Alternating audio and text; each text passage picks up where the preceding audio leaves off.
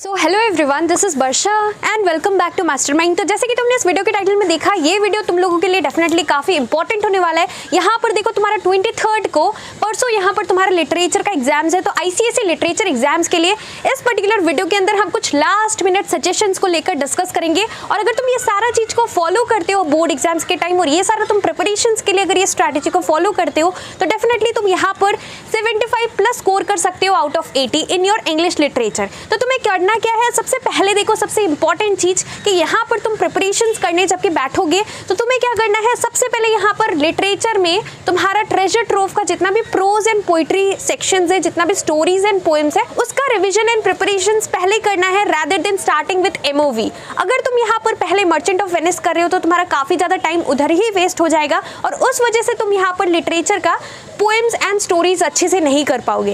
यहाँ पर देखो सबसे ज्यादा मार्क्स तुम यहाँ से उठा सकते हो स्टोरीज कर और पोएम्स कर उठा सकते हो। If we compare prose and poetry with your MOV drama part, तो यहाँ पर डेफिनेटली थोड़ा ज्यादा स्कोरिंग हो जाता है तुम्हारा यहाँ पर लिटरेचर का प्रोज एंड पोइट्री सेक्शंस। देखो यहाँ पर स्टोरीज एंड पोएम्स जो है थोड़ा ज्यादा स्कोरिंग है। मर्चेंट ऑफ वेनिस अगर तुम यहाँ पर दोनों कर लेते हो, यहाँ पर तुम्हें अटेम्प्ट कैसे करना है, I hope you know the pattern. यहाँ पर हमारा पैटर्न किस तरीके से है, there are 4 sections in your question paper. Question paper is divided into 4 sections. Out of the 4 sections, यहाँ पर देखो क्या रहता है, फर्स्ट सेक्शन जो कि सेक्शन ए है, that is a compulsory part, और यहाँ पर तुम्हें 16 MCQs मिलता है। यहाँ पर तुम्हारा सब कुछ मिक्स करके आता है एंड एवरीथिंग इज कंपल्सरी। उसके बाद यहाँ पर सेक्शन बी में जबकि हम मूव करेंगे तो सेक्शन बी में देखो एमओवी से क्वेश्चन रहता है, मर्चेंट ऑफ वेनिस से, ड्रामा से।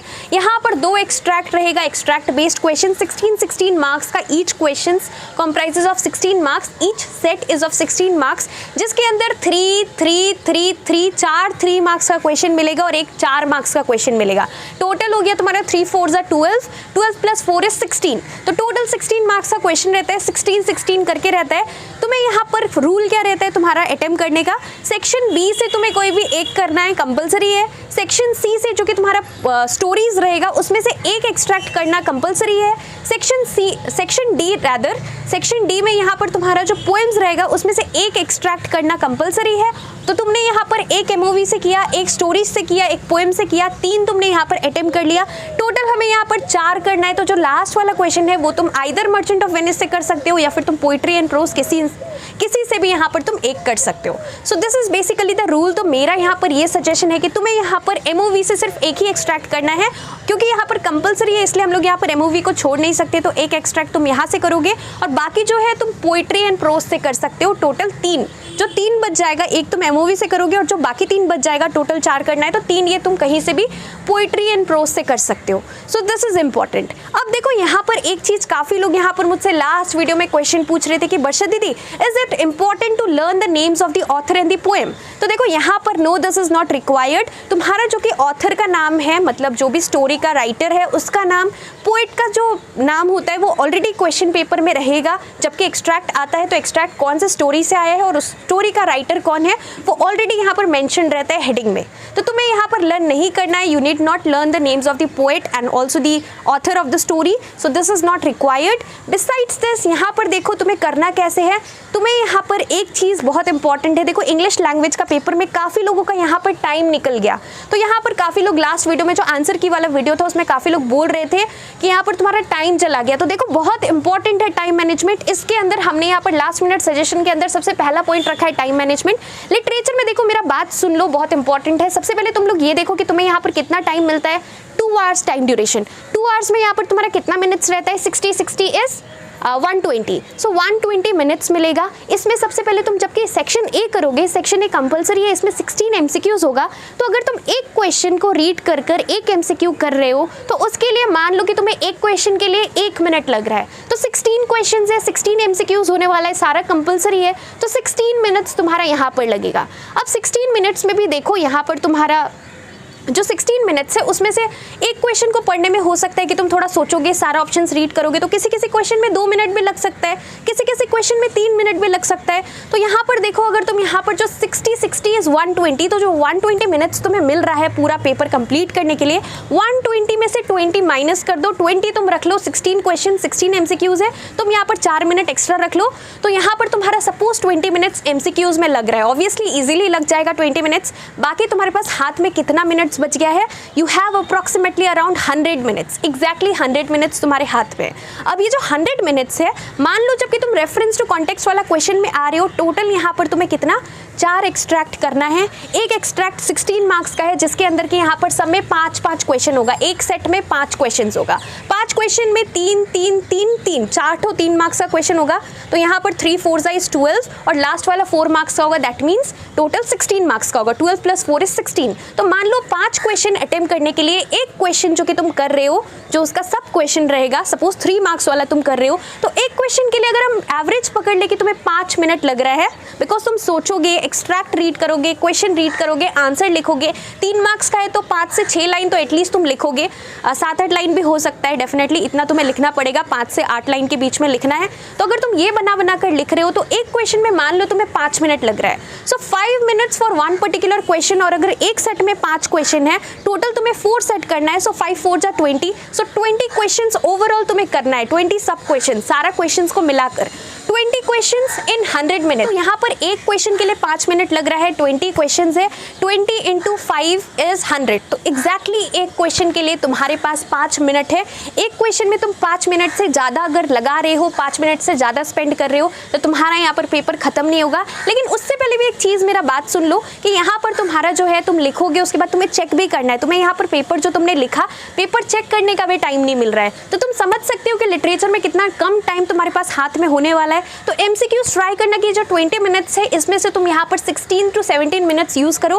बाकी जो टाइम है, जल्द से जल्द यहाँ पर 3-4 मिनट के अंदर एक क्वेश्चन को आंसर करना है। तो यहाँ पर तुम्हारा जो टाइम है काफ़ी ज़्यादा लिमिटेड है। ये सारा चीज़ देखो तुम्हें कोई भी यूट्यूब पर नहीं समझाने वाला है, बट यहाँ पर ये मेरा पर्सनल एक्सपीरियंस है, मैं तुम्हें यहाँ पर बता रही हूँ। लास्ट टाइम जो तुम्हारे सीनियर्स है, काफ़ी सारे लोगों का क्या हुआ था, उन लोगों को सब कुछ आता था, सब लोग सब कुछ पढ़ कर गए थे, लेकिन उन लोगों का यहाँ पर लिटरेचर में टाइम चला गया था। और उस वजह से हुआ क्या था, पहला एक्सट्रैक्ट तुमने बहुत अच्छे से टाइम अच्छे से यूज़ करके तुम लिख लोगे, दूसरा एक्सट्रैक्ट अच्छे से कर लोगे, उसके बाद जब तुम दूसरा का लास्ट क्वेश्चन में रहोगे तो तुम्हें यहाँ पर तुम देखोगे कि तुम्हारे हाथ में 15 to 20 मिनट्स ही बचा है। अब यहाँ पर तुम्हारे हाथ में 2 एक्सट्रैक्ट पेंडिंग है।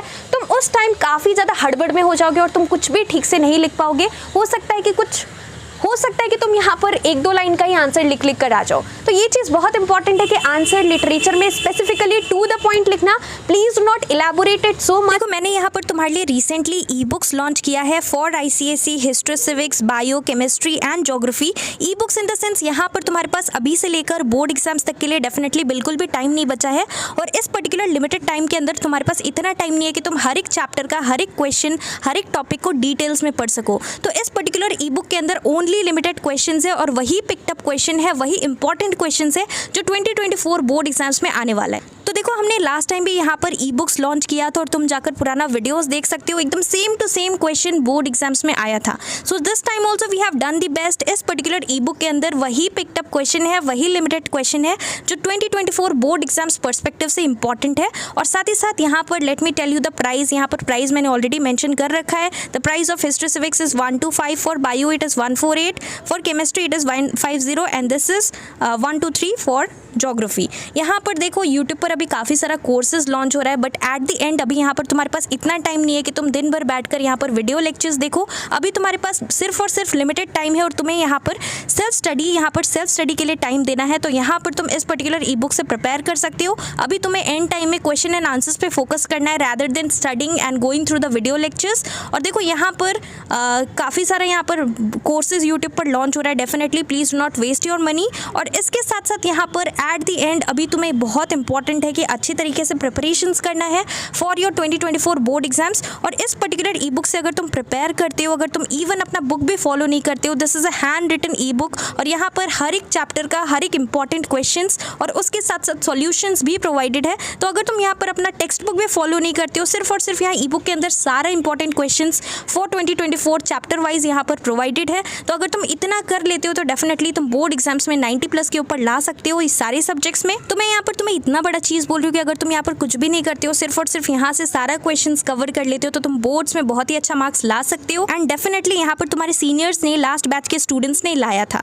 तो यहाँ पर देखो तुम्हें लेना कैसे, let me tell you the steps how you can avail it. तो देखो मैंने यहाँ पर इंस्टाग्राम का लिंक नीचे डिस्क्रिप्शन बॉक्स में दे रखा है। You have to DM me on Instagram with I want to buy ICSE history civics e book और I want to buy ICSE geography e book, depends on the subject which you want to avail. और देखो अभी यहाँ पर exams का time है तो काफ़ी सारा मैसेजेस रहता है, so please do not text me hi hello directly, you have to message me on Instagram with I want to buy ICSE ebook, and then I'll tell you the steps how you can avail it, and definitely this is going to help you to score good marks in your ICSE 2024 board exams. Unnecessarily please यहाँ पर answer में कुछ भी rubbish मत लिखना। Please do not be beating around the Bush and right only what is asked in the question. जो question में पूछा जाए स्पेसिफिकली एकदम टू द पॉइंट वही लिख कर आना है। नेक्स्ट जो कि इंपॉर्टेंट चीज़ है, time management is really important. उसके बाद जो नेक्स्ट इंपॉर्टेंट चीज़ है यहाँ पर लिटरेचर में देखो बहुत इंपॉर्टेंट है कि आंसर्स में तुम्हें इंपॉर्टेंट कीवर्ड्स को अंडरलाइन करना है। देखो ICSE एंड ISC में कीवर्ड्स बहुत इंपॉर्टेंट है। कीवर्ड्स जो स्टूडेंट अच्छे से अंडरलाइन करता है तो teachers give them more marks. तो बहुत इंपॉर्टेंट है कि अगर तुम यहाँ पर कीवर्ड्स को अंडरलाइन करते हो so council will give you more marks. तो अच्छे तरीके से जितना भी इंपॉर्टेंट कीवर्ड्स हो आंसर में, suppose where is this scene taking place, suppose this scene is taking place in Belmont, तो बेलमोंट लिखने के बाद बेलमोंट यहाँ पर तुम्हारा मेन कीवर्ड है, इसको अंडरलाइन कर देना। तो underlining the important keywords is really important. If you do it then definitely you are going to score more marks। तो ये चीज़ को ध्यान में रखना, दिस इज इंपॉर्टेंट।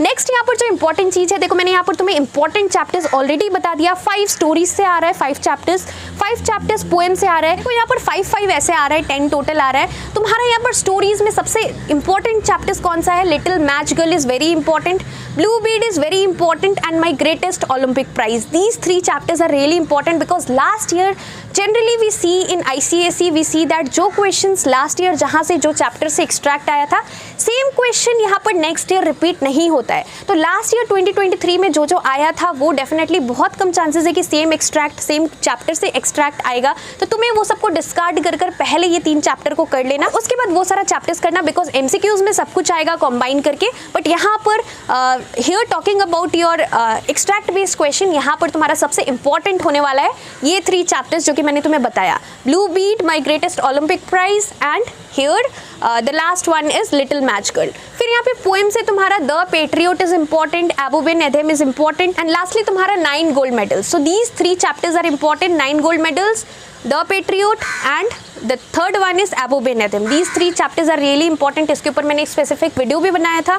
MOV से देखो यहाँ पर तुम्हारा एक्ट 5 सबसे ज़्यादा इंपॉर्टेंट होता है। तो यहाँ पर तो जबकि तुम यहाँ पर पोइट्री एंड प्रोज सब कुछ रिविजन कर लो, तो यहाँ पर जबकि तुम मर्चेंट ऑफ वेनिस लेकर बैठोगे, यहाँ पर एक्ट 3, 4 एंड 5 तुम्हारा सिलेबस के अंदर है। 3, 4 को छोड़ देना, पहले 5 में आना। पहले यहाँ पर एक्ट 5 कर लेना। एक्ट 5 का सब कुछ line by line text book read कर जो तुम्हारा टेक्स्ट विद पैराफ्रेज बुक है वो तुम फॉलो कर सकते हो। सारा मीनिंग्स देख लेना, एक्सप्लेनेशन देख लेना और उसके बाद तुम्हें एक्ट 3 एंड 4 करना है। 3 एंड 4 इज इंपॉर्टेंट बट सबसे ज़्यादा इंपॉर्टेंट एक्ट 5 है और यहाँ पर तुम एक्सपेक्ट कर सकते हो देर आर 95% चांसेस कि एक एक्सट्रैक्ट यहाँ से आ सकता है। यहाँ पर तुम्हारा जो भी लेटेस्ट सिलेबस के अंदर एक्ट्स एंड सीन्स है, पेज बाय पेज मैंने यहाँ पर सबसे मोस्ट इंपॉर्टेंट स्पीचेस मार्क करवाया है page bye page from your merchant of Venice book. अगर तुमने वो वीडियो नहीं देखा है तो डिस्क्रिप्शन बॉक्स तुम चेकआउट कर सकते हो, प्लेलिस्ट का लिंक है।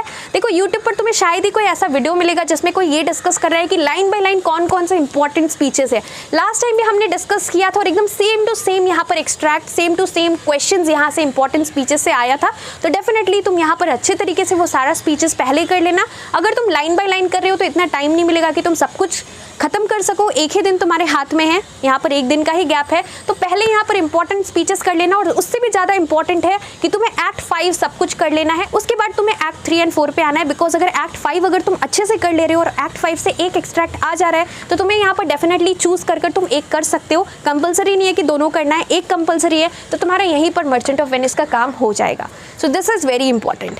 बिसाइड्स दिस सब कुछ करना है लेकिन यहाँ पर कम टाइम है तो पहले यहाँ पर क्या करना है, इंपॉर्टेंट चैप्टर्स जो कि मैंने तुम्हें बोला वो जल्दी जल्दी पहले कवर कर लेना, अच्छे से थोड़ा डिटेल्स में कर लेना और बाकी सब भी तुम्हें एक बार गो थ्रू कर लेना है। और इसके साथ साथ यहाँ पर देखो तुम्हारा जो MCQs है, इंपॉर्टेंट MCQs का वीडियो मैंने अभी रिसेंटली 2 दिन पहले अपलोड किया था, वो भी इंपॉर्टेंट है। वहाँ पर हमने 60+ important MCQs for 2024 board exams discuss किया है जिसमें यहाँ पर सारा कुछ कॉम्बिनेशन करके है। तुम्हारा यहाँ पर मर्चेंट ऑफ वेनिस जो कि ड्रामा का इंपॉर्टेंट MCQs है, साथ ही साथ तुम्हारा जो लिटरेचर में प्रोज एंड पोइट्री है, सारा कुछ यहाँ पर मिक्स कर टोटल हमने 60+ इंपॉर्टेंट इंपॉर्टेंट MCQs का रिवीजन किया है।